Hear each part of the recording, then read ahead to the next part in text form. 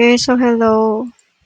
So the previous time I haven't talked about our for this requirement number 7, interface pay calculations by journals to zero. So I asked the CSR about this, and so let's go back to the portal. This is how it goes. Before we can run the journals to zero, we should have a computed pay run first. So for example, go to payroll, then pay runs.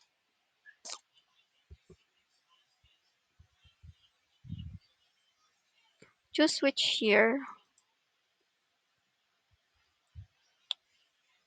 Let's try 2022, and then hover around the ellipsis of the period you want to generate a pay run, and then click Computations.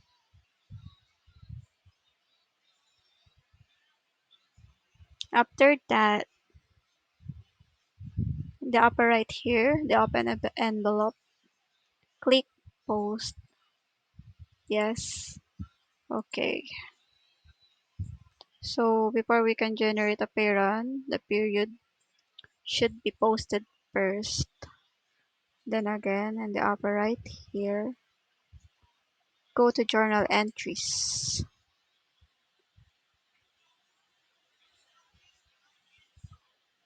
After that, in the upper left, generate journal entries.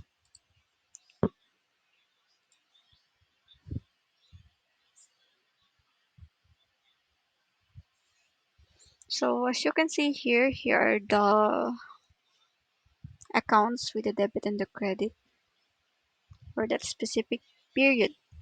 So before we can upload the journal to zero, we should be connected to our zero account first. So to connect the zero account, go to settings and then app settings.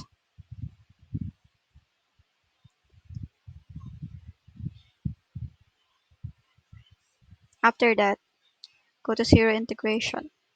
So I already connected a dummy account here. So if there is no zero account connected, you should just check enable zero, and then after that it will go to the login of your zero account. So just log in and then save here. So this is how it looks like when it is already connected to the zero. As you can see here beside the bell, the zero logo is colored blue. So when it is disconnected, so let's click it.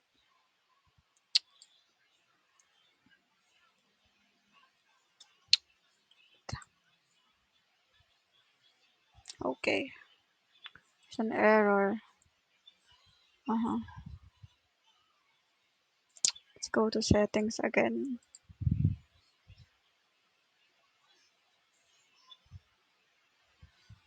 So it looks color white when it is disconnected. So you just need to connect to zero.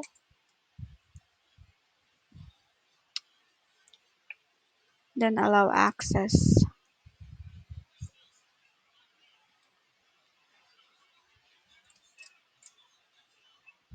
Then go back to the payroll of which period you want to upload the journal entry. So let's go to payroll, pay runs.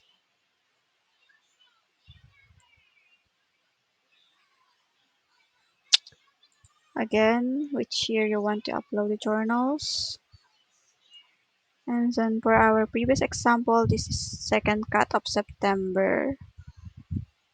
Now, when you hover around the ellipsis of this one, you can see the journal entries option, then click this one. So, as you can see here in the upper left, this blue tab, it says post to zero. So when you click this tab, it will post everything here. So that's how it is connected to zero. So I'm not going to click this because the zero connected here is my personal account.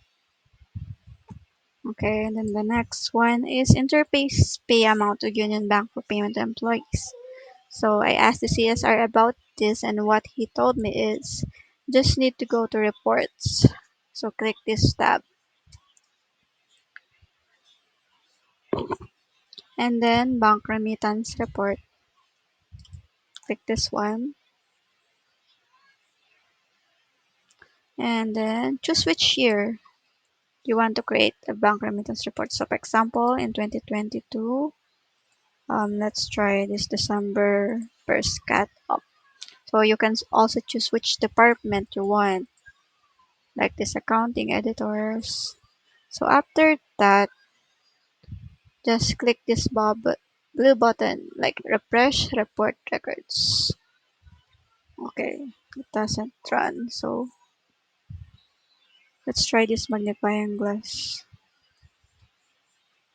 Mhm. Now it is shown here. So when you already have a bank account number, it will be shown here, and the net amount which should be paid to each employee. So here are the examples.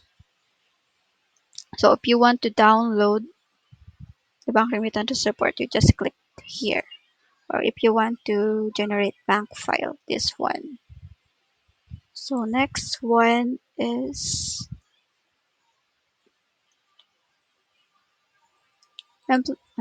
secure online storage of employees' personal documents. So also about this one, and the CSR told me we just need to go to human resources and then employees.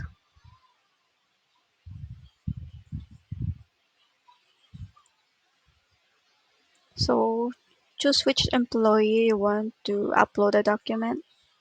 Then employment. Hover around the ellipsis. Click employment.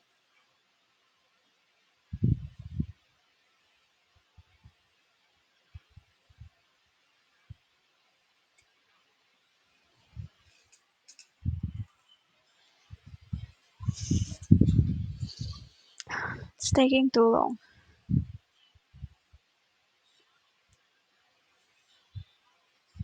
And then, so you can see the employment activity of an employee here. Click on the Files tab. So we just need to choose Files. So let's make an example here. You can just rename it if you want to be specific. Apply a file type and then just click the upload. So you can put the resumes, cover letters, or personal employee documents of each employee here in this Files tab. So the next one, okay, interface from timesheets to payroll. So I tried this project-based timesheet, but it has issues when I run a pay run for a project-based employee. So this is how it looks like when I run a project-based employee payroll.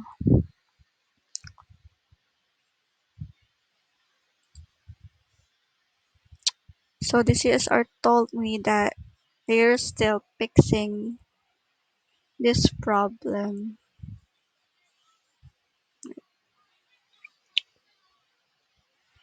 Let's see if it's November.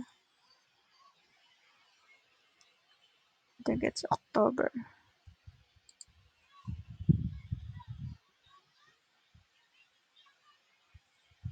This one. So this is a project-based employee, but since they have a bug, and as you can see, they haven't fixed it yet. I follow up to the CSR and he told me that they're still fixing it and he'll just update me if it's good already, if it's good to go. So, okay. So now we're done with the requirements here. So Miss Angel asked me if we can run a payroll with different schedules. So let's see it here in the attendance. In the attendance tab, schedules.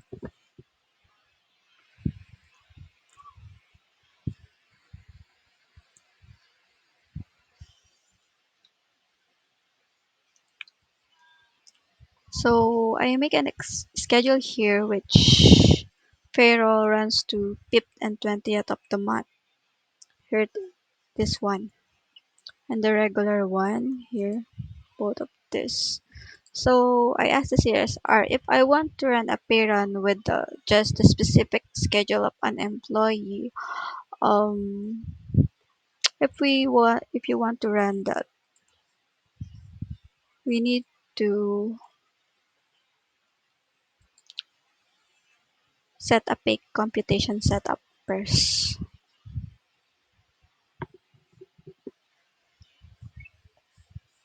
Mhm.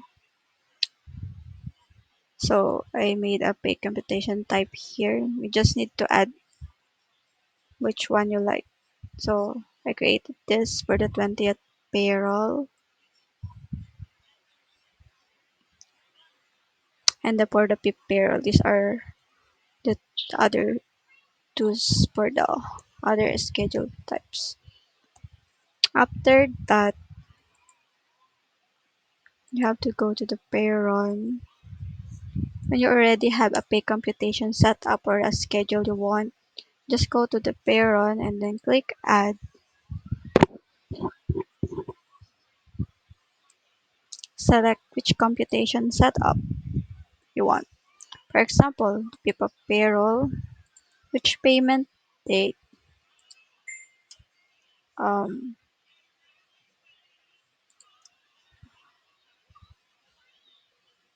just for example.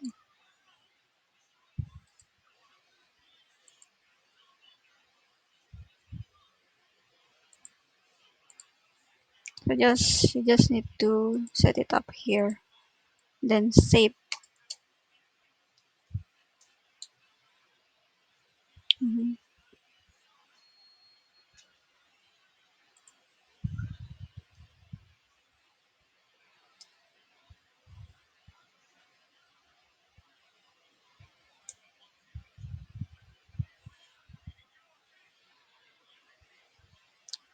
This is the one I just created.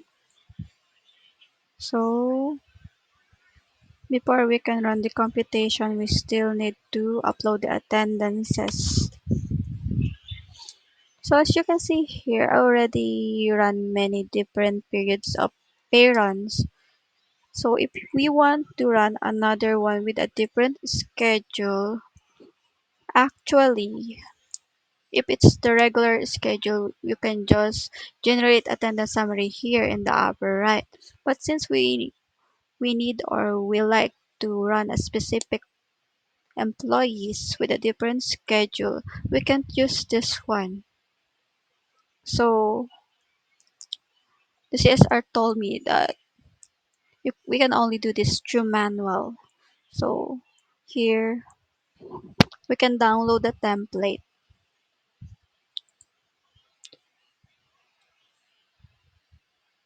and then re-upload the timesheet of those specific employees that you want to compute a different parent because of different schedule. So we have to manually input it here and then re-upload it here again. So this is how it goes. So I asked the CSR about this, and this is the only way that we can run a computation for a different schedule. The system doesn't have any other option aside from this right now.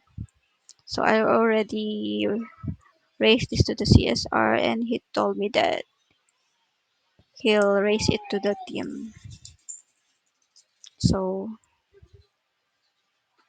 that's all for now.